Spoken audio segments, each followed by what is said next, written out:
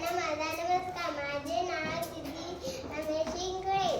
माझ्या शाळेचं नाव दीपक केंद्रीय उच्च प्राथमिक कन्या शाळा विडूर.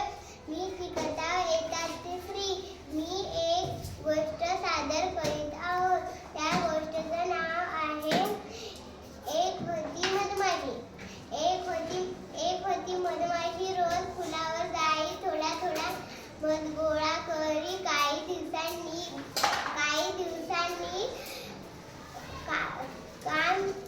आपले काम प्रामाणिक करी. काही दिवसांनी पोळा भरले.